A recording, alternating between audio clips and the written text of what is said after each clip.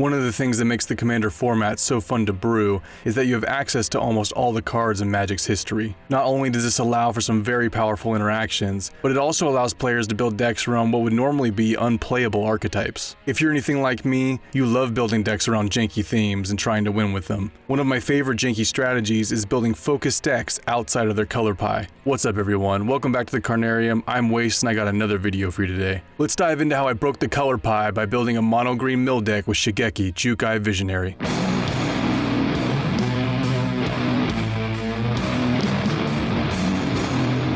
So as you may have noticed, there's no green screen today because as I was recording, I realized that talking about a mono green deck that uses green sleeves with a green backdrop is not going to look great in post-production. So I'm just using a different backdrop today. So this is definitely one of my weirder commander decks. I didn't go about intending to build mono green mill, but that's just kind of what it turned into. I really like the card Shigeki Jukai Visionary. It has a lot of cool abilities and it has some really unique effects. But if you play Shigeki as your commander, it limits you to mono green. So I basically started building this deck by trying to make a deck work for Shigeki rather than having a deck that I wanted to find a commander for. So Shigeki is a 2-mana mono green commander, legendary enchantment creature snake druid. So for 1 generic and a green mana, you can tap Shigeki and you can return him to your hand, then you mill 4 cards and you put a land from the milled cards onto the battlefield. The rest of the cards go into your graveyard. Then once Shigeki's in your hand, he has a cool channel ability where you can pay XX green, discard Shigeki, and then return X target non-legendary cards from your graveyard to your hand. So if you do the math, it's essentially 1 card from the graveyard costs 4 mana, 2 cards from the graveyard cost 6 mana, 3 cards cost 8 mana, and so on and so forth. So I bet you're still wondering, how did this deck turn into a mill deck, and how does it actually work? Well, I really wanted this deck to be a graveyard-focused recursion deck. And so in order to take maximum advantage of Shigeki's channel ability, you have to have stuff in the graveyard to go get with it. Shigeki's first ability allows you to mill yourself for 4 cards, but just playing Shigeki over and over again doesn't really fill the graveyard fast enough. So you have to have other things that fill the graveyard for you. So the first category of the deck I want to talk about is the mill package. The mill package aims to self-mill ourselves as well as mill our opponents out eventually. So in the beginning of the game and the middle of the game, we're trying to mill ourselves so that we get cards in the graveyard that we can get back with Shigeki. But in the late game, we're trying to mill our opponents out by turning our self-mill into mill against our opponents. So first up, we got Vessel of Nascency.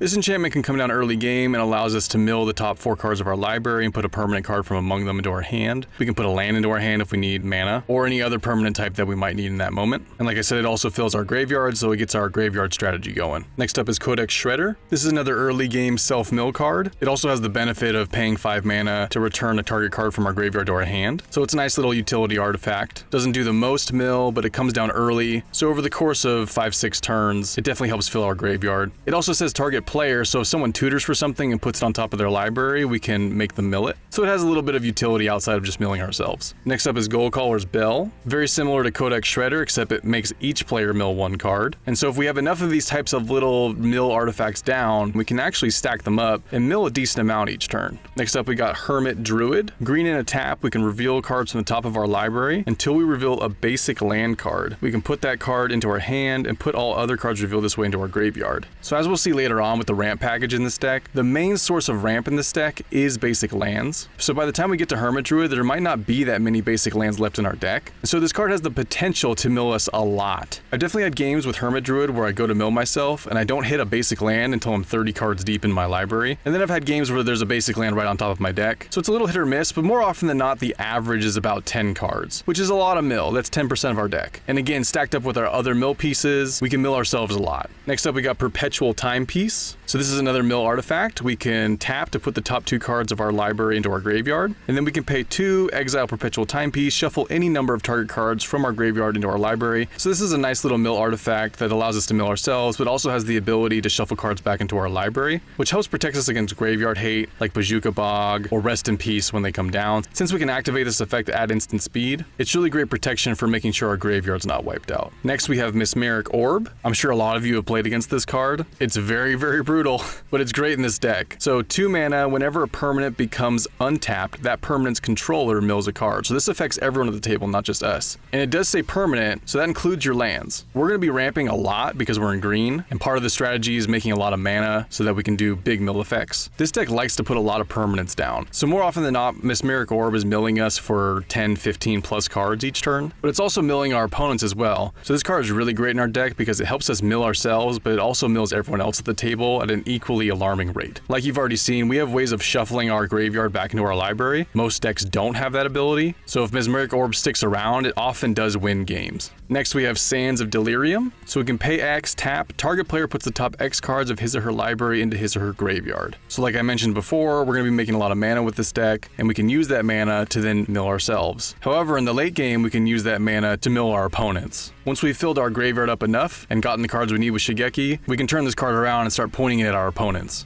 And last but not least, we have Keening Stone. So for 5 mana, tap, target player puts the top X cards of his or her library into his or her graveyard, where X is the number of cards in that player's graveyard. I've won many games with Keening Stone. When you combine Mesmeric Orb and Sands of Delirium, plus all the other little trinket artifacts we have that cause other players to mill, by the time we get to Keening Stone, players might already have half their library in their graveyard. So sometimes all we have to do is use this ability once and we can mill out an entire player's deck. So now that we talked about the mill section of the deck, let's talk about the cards that help protect the graveyard and get value out of the graveyard. So besides Shigeki's channel ability, we also have Elixir of Immortality. So for 2 mana we can tap, we gain 5 life, shuffle Elixir of Immortality and your graveyard into your library. So this is one of the better graveyard protection spells we have in the deck, because it shuffles itself and our graveyard back into our library, which means we should always have access to it. All graveyard strategies are susceptible to graveyard hate, so having instant speed ways of making sure that your graveyard's not completely exiled is super important. Next up we have Thran Foundry. So for 1 and a tap, we remove Thran Foundry from the game, and then target player shuffles his or her graveyard into his or her library. This is another way we can protect our own graveyard, but we can also target another graveyard deck. Maybe that deck is a full-on graveyard deck and is trying to reanimate big creatures out of the graveyard, or maybe they're an Izzet Spellslinger deck and they're casting a Mizzix Mastery Overloaded and we want to shut that down. Either way, we can crack this at instant speed and make sure that those plays don't happen. So this card is versatile because we can use it on ourselves, but we can also use it situationally on our opponents. Next up is Feldon's Cane. So this one's tap, shuffle your graveyard into your library, then remove Feldon's Cane from the game. Again, just redundancy. It's just another way to protect our own graveyard. And you might think that shuffling your graveyard back into your library would be horrible for a graveyard deck, but it's not as bad as having your graveyard exiled and then having all those cards permanently removed from the game. And the way that this deck works, we can easily just refill our graveyard with all of our mill pieces. So it might hurt us for a turn or two, but it doesn't hurt as bad as you might think. Better to still be in the game than completely out of it. Next up we have Dryad's Revival. So this is a pretty sweet card because we can use it for its first ability, which is return a target card from our graveyard to our hand, or if we end up milling this card, we can flash it back and do the same thing. So whether this card is in our graveyard or our hand, we have access to get a card back from our graveyard. And what's really nice is with Shigeki's ability, we can get this card back into our hand and then get Shigeki back into our hand and keep looping it over and over again. Next up is Balagid Recovery. So I'm sure you all know Balagid Recovery. It's a really infamous card. Works kind of the same way as Dryad's Revival. The front side is 3 mana, return target card from your graveyard to your hand. It can either come in as a land early game if we need it to be, or we can use it to reliably loop Shigeki in and out of the graveyard. Next up is Regrowth. Works exactly the same as Balagid Recovery, except it's 2 mana. So these 3 cards are just redundancy for each other in case one of them gets removed or exiled. We want to have ways to loop Shigeki. That's what makes this deck powerful. Just using Shigeki's ability once, while still good, is not as good as being able to do it every single turn if we want.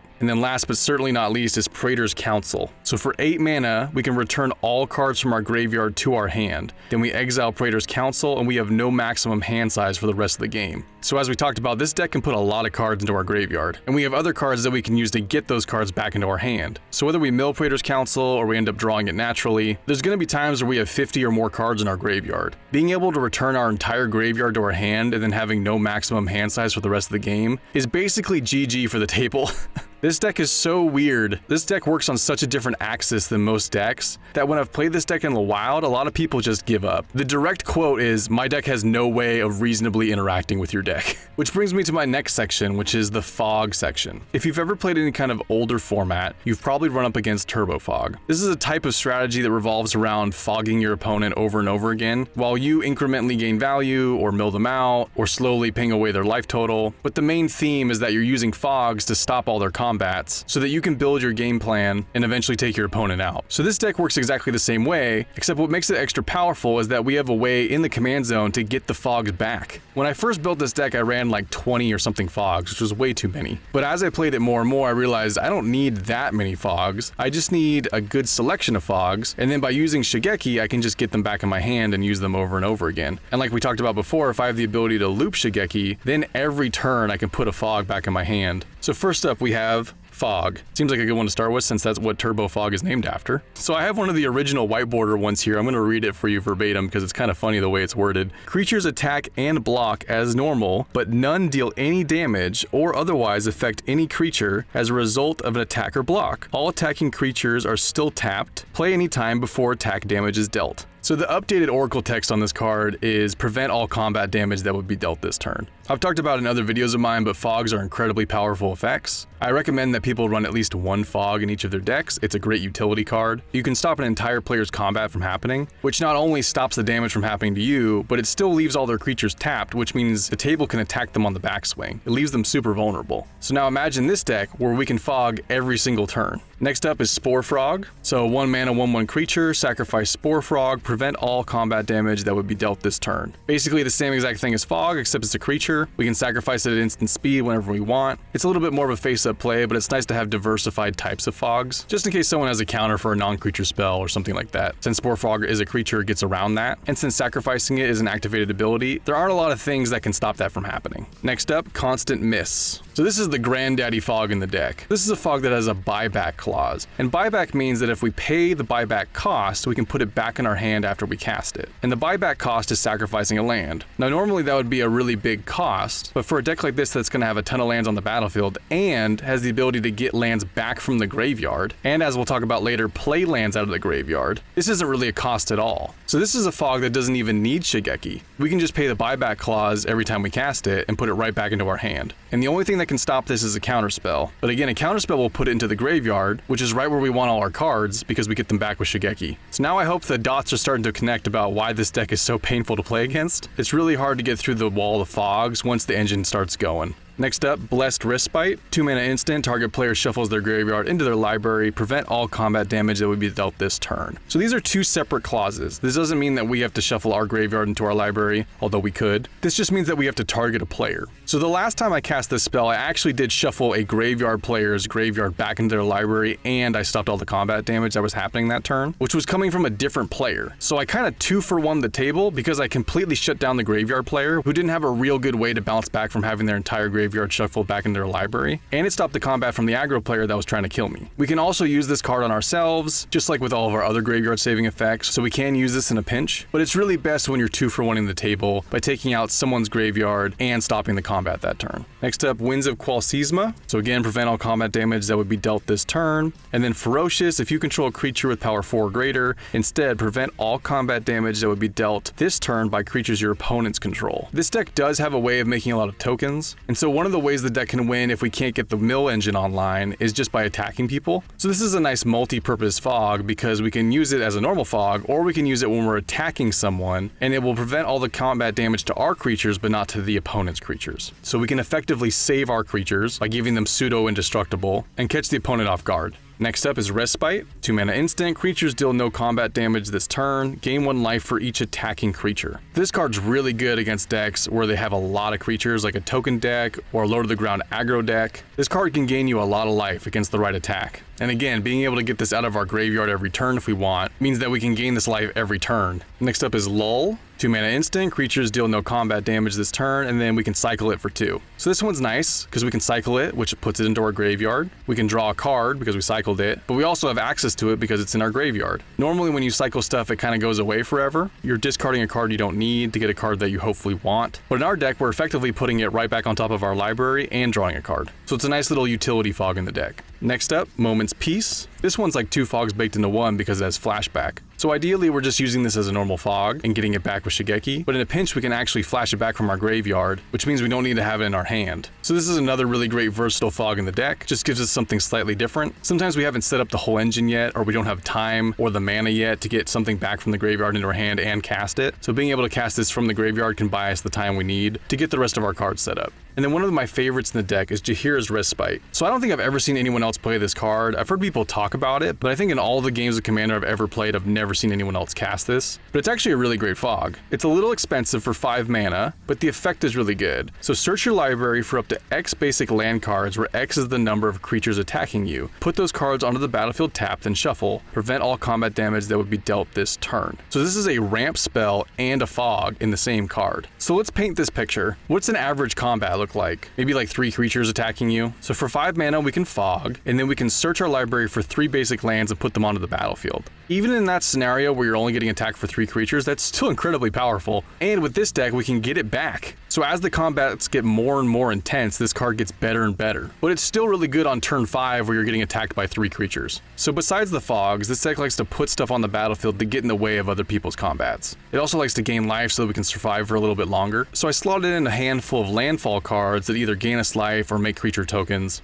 with the goal of keeping ourselves live long enough so that we can get to our actual mill plan. So first up is Jotty Offshoot. This is a 1-mana creature with Defender, landfall. Whenever a land enters the battlefield under your control, you gain 1 life. So like we talked about already, and you'll see a little bit later, this deck likes to ramp a lot. So although 1 life is not a ton of life to gain, if we ramp out 15 lands, we can gain 15 life with this card, which is not an insignificant amount of life. 15 extra life is basically the equivalent of surviving 2 extra turns. Next up, we have Grazing Gladeheart. Same exact effect, except we gain 2 life per land. So if we have both of these down, we're gaining 3 life per land. And that life gain really starts to add up, not to mention all the other life gain effects that we have in the deck. Next up, we have Scoot Swarm. I'm positive you all know this card. This is like the landfall card. Scoot Swarm reads, whenever a land enters the battlefield under your control, create a 1/1 green insect creature token. Then it says, if you control 6 or more lands, create a token that's a copy of Scoot Swarm instead. So 9 times out of 10, we're gonna get this card down and we're already gonna have 6 lands. And the way the math works on this card is whenever a land enters the battlefield, you double the number of Scoot Swarms you have. So if it's the first time the ability is resolving, you now have 2 Scoot Swarms. Then the next land is 4, and the next land is 8, then it's 16, then 32, and so on and so forth. It doesn't take that many lands to get to 300 Scoot Swarms.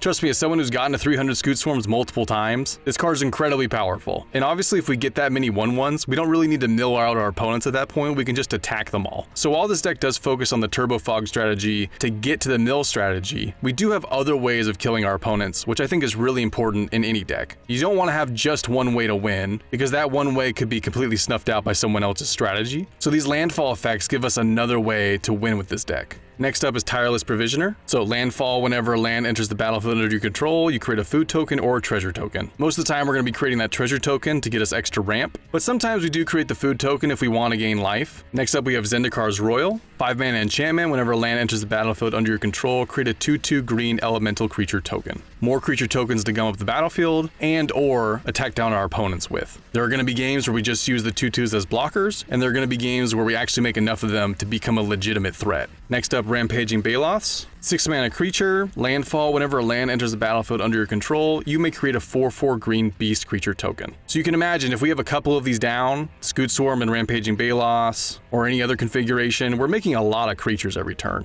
So sometimes we don't really have the engine set up and we don't have a way to get fogs back every single turn. Our creatures can gum up the battlefield enough to keep us alive long enough to get the mill strategy online. Or like I said, we just create enough of them that we can run over the table. So now let's talk about the ramp package. First up, we have Crop Rotation. So Crop Rotation basically reads, we sacrifice a land, we go look through our library for a land and put it on the battlefield. This effect is extremely broken. Being able to search your library for any land and put it on the battlefield is insane. They probably should have never printed this card, but it exists, so I'm using it. And what we get 9 times out of 10 with this card is Glacial Chasm, which is basically a permanent fog. If we get Glacial Chasm down, it's pretty much GG for the table. Even if someone has a way to blow it up with like a Field of Ruin, it just goes to our graveyard so we can just get it back with Shigeki. I know, extremely unfair, extremely broken, I get it, I know. I've been told many times. But how else am I supposed to mill you out mono green?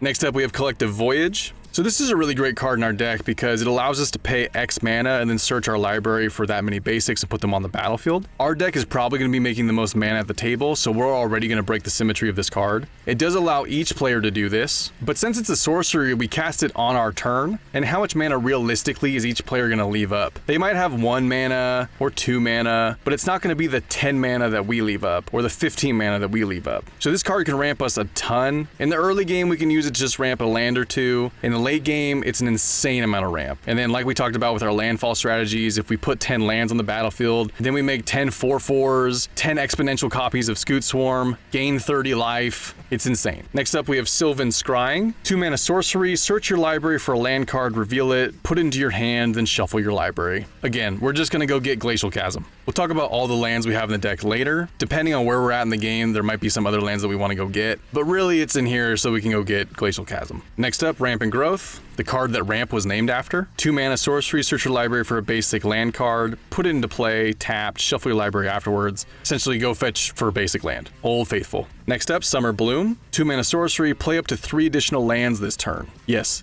3 additional lands. So on turn 2, we can ramp out 3 additional lands. Not to mention our land drop for that turn. So we would go from 2 mana to 6 mana. Insane. And again, we can get this back from our graveyard with Shigeki or one of our other spells and do it again. Next up, Kodama's Reach. Works the same as Cultivate. We search our library for 2 basic lands, put 1 on the battlefield, 1 in our hand, and we're also running Cultivate. Just 2 classic ramp spells. Next up, Nissa's Pilgrimage. 3 mana sorcery. Search your library for up to 2 basic forest cards, reveal those cards, and put 1 onto the battlefield tapped, and the rest into your hand, then shuffle your library. Then has Spell Mastery, which says, if there are 2 or more instant or sorcery cards in your graveyard, search your library for up to 3 basic forest cards instead of 2. So most of the time, because we're putting a lot of spells in our graveyard, we're going to have the Spell Mastery clause checked. So we're going to search our library for 3 basic forests, put 1 on the battlefield, and 2 into our hand. Next up, we have Roiling Regrowth. 3 mana instant, sacrifice a land, search your library for up to 2 basic land cards, put them onto the battlefield tapped, then shuffle your library.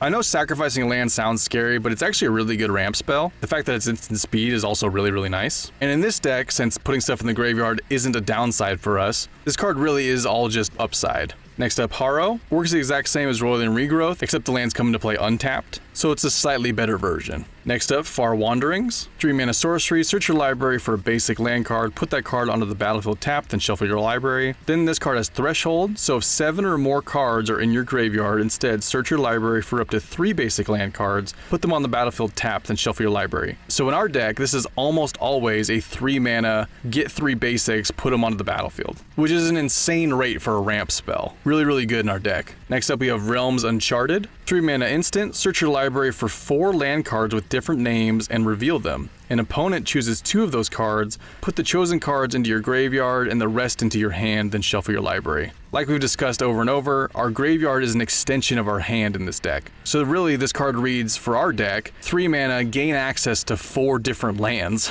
It doesn't really matter which ones they put in the graveyard or they put in our hand, because we can just get the ones out of our graveyard. So we can just go look for our 4 most important lands. Again, it doesn't say basic lands, so we can go look for our non-basic lands, like Glacial Chasm. Next up, we have Scape Shift. 4 mana sorcery, sacrifice any number of lands. Search your library for that many land cards, put them into play tapped, then shuffle your library. So this card in any landfall deck is insane. It's probably the best landfall card in any landfall deck. Just imagine this. You have 10 lands, you sacrifice all of them, you go get the 10 best lands out of your library, like Glacial Chasm, put them on the battlefield, then you get 10 landfall triggers. But wait, there's more. In this deck, we can go get it again and do it every turn. Now, of course, eventually we're gonna run out of lands in our deck, but with the ability to shuffle cards back into our library, we can technically do it infinitely. But even if we don't loop it, just doing it once is oftentimes enough to win a game. Scape Shift is insane value. And then last up, we have Boundless Realms. So 7 mana sorcery, search your library for up to X basic land cards, where X is the number of lands you control. Put them on the battlefield tapped, then shuffle your library. So in that same example I painted before, we have 10 lands, pay 7 mana, go search for 10 more lands. It is a high cost at 7 mana, but doubling the number of lands we have and getting all those landfall triggers is really, really good value. And again, we can go get this spell back out of our graveyard and do it again. So those were the direct ramp cards. These are the ramp adjacent cards, basically ramp support cards. First up is Druid Class, 2 mana class enchantment. The first level is whenever land enters the battlefield under your control, you gain 1 life. So this is another way we can gain life off our landfall in the deck. Then we can pay 3 mana and up it to level 2, which says you may play an additional land on each of your turns. And then level 3 if we're trying to close out the game. For 5 mana, when this class becomes level 3, target land you control becomes a creature with haste, and this creature's power and toughness are each equal to the number of lands you control. It's still a land. So we can turn one of our lands into a giant beater if we want. Obviously, if we have 10, 15, 20 lands down, that's a big creature. It doesn't have trample, but it's still something the opponent's going to have to block. Next up, we have Crucible of Worlds, 3 mana artifact. You may play land cards from your graveyard. We've already talked about how many lands we're going to have in our graveyard, so being able to just play them straight out of the graveyard is extremely powerful in this deck. It basically makes it so there's no downside to having to sacrifice lands or mill ourselves, because now we can cut out the step of having to get the lands back in our hand and we can just play them straight from our graveyard. Next up, we have Realm Up Excavator, 3 mana creature, does the same thing as Crucible of Worlds. You may play land cards from your graveyard. So it's just redundancy in the deck so that we have multiple ways to do this effect because it's really, really powerful. Next up, Splendid Reclamation, 4 mana sorcery, return all land cards from your graveyard to the battlefield tapped. There have been games where I've milled most of my deck and I've been able to bring back 30 or more lands from my graveyard directly to play. Let me tell you, 30 landfall triggers is a lot. Next, we have Wilderness Reclamation, 4 mana enchantment. At the beginning of your end step, untap all lands you control. So this effect is not only good at doubling our mana, because we get the mana that we had during our turn in our first untap step, and then at the end of our turn we get to untap all of our lands again, effectively getting all that mana back, which we can use for things like fogs, but we can also use them for our mill effects. So if we dumped all our mana into one mill effect, then we untap at our end step and we can dump all of our mana into our next mill effect, we could potentially take out multiple players at our end step. Next up, we have Vernal Bloom. Whenever a forest is tapped for mana, its controller adds green to his or her mana pool. So this does affect everybody, but we're going to be making way more green mana than everyone else. This deck runs a lot of basic forests because a lot of our ramp is looking for basic lands. So doubling all of our forests is going to give us a huge amount of mana. And then last up in this section is Seedborn Muse. So this is the real killer in the deck. If we have the mana and we have the mill pieces down and we get 1 turn cycle with Seedborn Muse, we can effectively mill out each player. If you combine Seedborn Muse with our other mill effects and all of our mana acceleration and doubling, we should have enough mana to mill out each player 1 by 1. If we don't have the whole engine online, then Seedborn Muse is just extra value. We can use that extra mana to mill ourselves or for Shigeki's channel ability. So the next section of the deck is going to be the utility section. These are cards to deal with different situations that might come up. There's a lot of different kinds of decks and commanders, so you kind of have to be prepared for different strategies. So these are the cards that help us get through some of the mucky situations. First up, Beast Within, probably the most classic mono green removal spell. Destroy target permanent, its controller creates a 3/3 green beast creature token. So this can either hit an artifact or an enchantment or a pesky creature, or it can blow up someone's land. So if someone else has a Glacial Chasm or a Field of the Dead or Nykthos, we can get rid of it.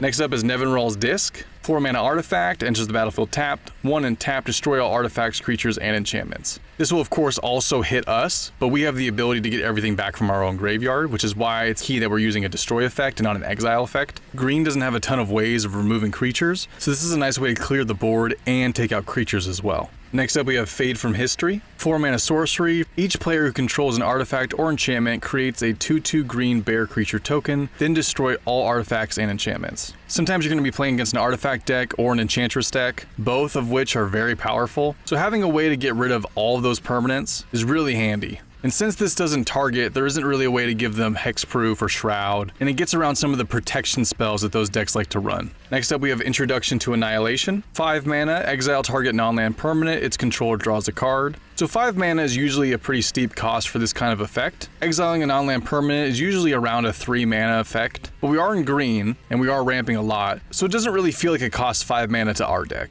We're gonna have plenty of mana to cast this spell, and exiling any non-land permanent is an important ability to have in modern day Commander. There are a lot of powerful creatures and other permanents that are indestructible, and there are a lot of decks that are also trying to loop stuff out of their graveyards. So being able to exile those things and permanently get rid of them is very important. Next up, we have Desert Twister. 6 mana, destroy target permanent. So again, 6 mana is normally a lot for a deck, especially if you compare it to like 3 mana Vindicate. But this is one of those rare green effects that actually does destroy a creature, and it also hits a land. So it's kind of like a more expensive Beast Within, where the opponent doesn't get a 3/3 creature. Not the best rate, but its flexibility is really important. I like that it can hit a land. And again, we're gonna have a ton of mana to pay for this effect, so it's not gonna really feel like 6 mana in this deck. Next up, Scour from Existence. 7 mana instant, exile target permanent. So again, 7 mana is a lot, but this is an instant and this is exile any permanent. So other decks trying to do Glacial Chasm loops, not today. This spell gives us an answer to a lot of different problems that appear in Commander, so it's nice to have it in the deck.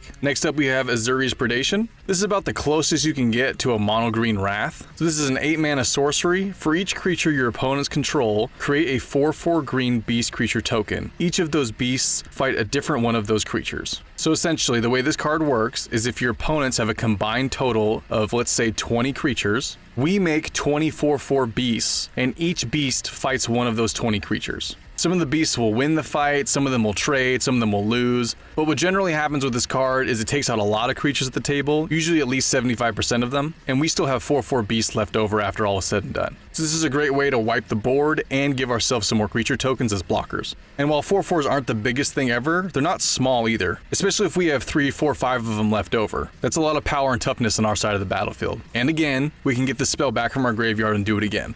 And last up in the utility slot is Hurricane. So for X and a green, all players and flying creatures are dealt X damage. My original copy says suffer X damage, which was actually kind of funny. So this is another weird green Wrath. Now it only hits flying creatures, which is pretty narrow. However, this deck is more focused on the fact that it can hit players. So like we talked about before, we have a lot of life gain in the deck. And so there's a good chance that we'll have the most life at the table. It won't always be the case, but if we have Hurricane and we have the most life at the table, we can just put 40 mana into X and kill everyone on the spot. So this card is like a plan C for how to win the game. And it's not totally irrelevant to get rid of flyers. There are a lot of decks that run flying creatures, and our deck doesn't have a lot of ways of getting rid of specifically flyers or blocking flyers. So this can be a nice way to just get rid of all of them.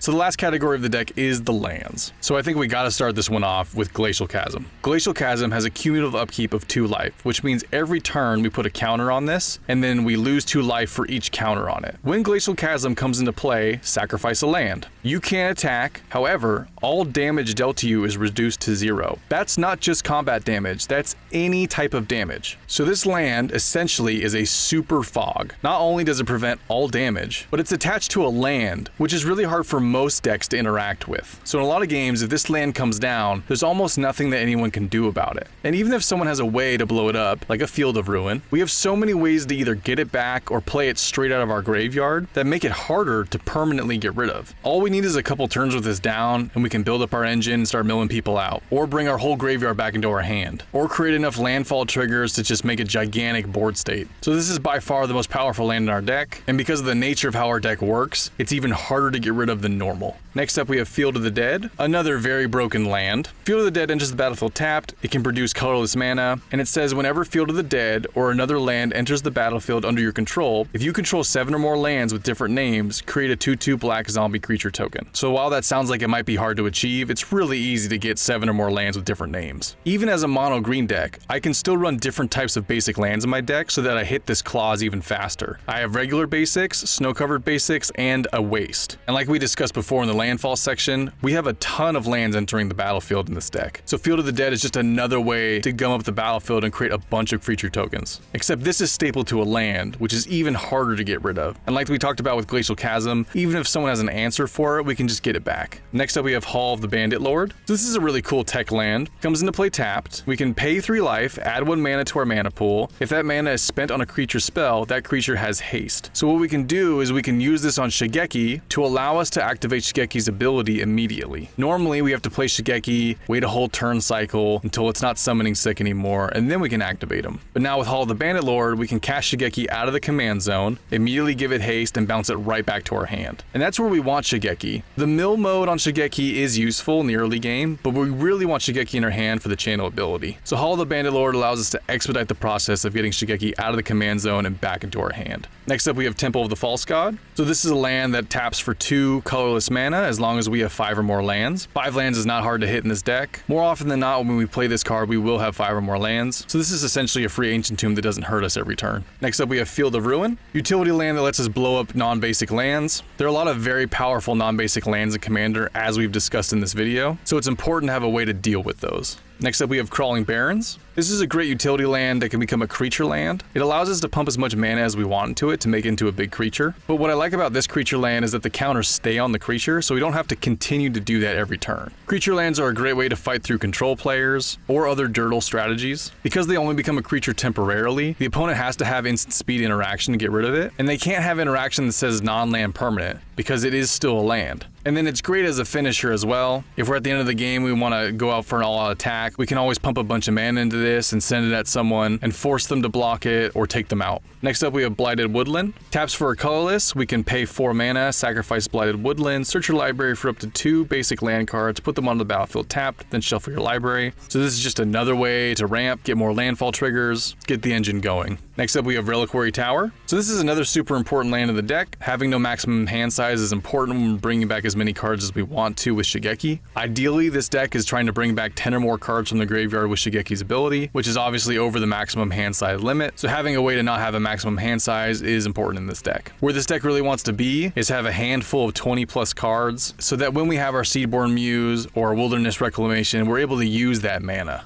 Next up we have Evolving Wilds. It may seem weird in a monocolored deck, but it is a way to get any of our basic lands. And like we talked about with Field of the Dead, we need to have 7 different land names. So Evolving Wilds allows us to go search for the basic that we don't have yet, whether that's the snow basic or the waste or the forest. Next up we have Petrified Field, so we can tap to add a colorless, or we can sacrifice it and return target land card from our graveyard to our hand. So this is great utility in the deck because we're milling ourselves, so the land we want might be in our graveyard, and we can use Petrified Field to go get it. Next up we have Myriad Landscape. Comes into play taps for a colorless, or we can pay 2, sacrifice it, and go get 2 basic land cards with the same name. So it's just another land that ramps us. Next up we have Drownyard Temple. We can pay 3 and return it from our graveyard to the battlefield tapped. Just a nice little way to ramp in the early game. If we're on turn 3 with 3 mana and this is in our graveyard, we can pay 3 mana and put it on the battlefield, which is essentially like ramping a land. Or if we're using it to an effect where we sacrifice a land, like Glacial Chasm or Constant Miss, we can immediately get it back from the graveyard.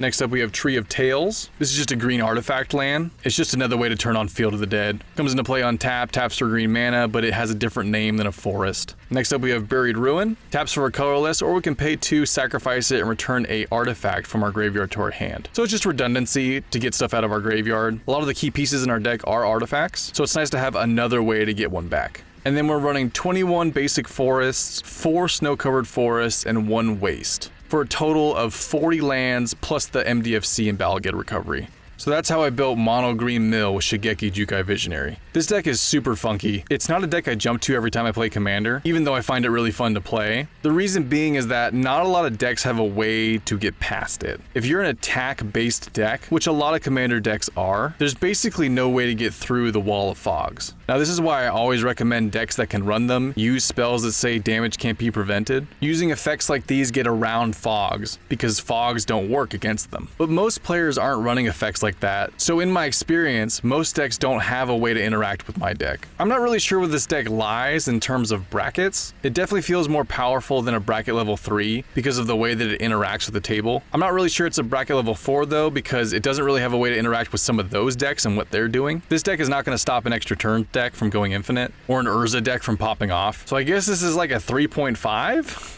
Even if you take Glacial Chasm and Field of Ruin out of the deck, it still runs basically the same. It's still really hard to get through, and it's still really hard to stop. One card that's not in the deck right now that I really want to add to it is Virtue of Strength. It does both things that this deck wants to do. It returns a target creature or land card from our graveyard to our hand, and then if we get down the enchantment side, it triples all of our basic land mana. So anyway, that's the deck. Let me know what you thought of it. Like I said, I find it super fun to play, but there has to be the right pod for me to play it. I really love that I made an effective mill deck in green. That to me alone is super funny. But let me know what you thought in the comments below. Make sure to also like and subscribe. If you're interested, join the channel Discord. That's where subscribers from the channel talk about Magic and request decks for me to try. As always, I appreciate you watching, and I'll see you guys in the next one. Later.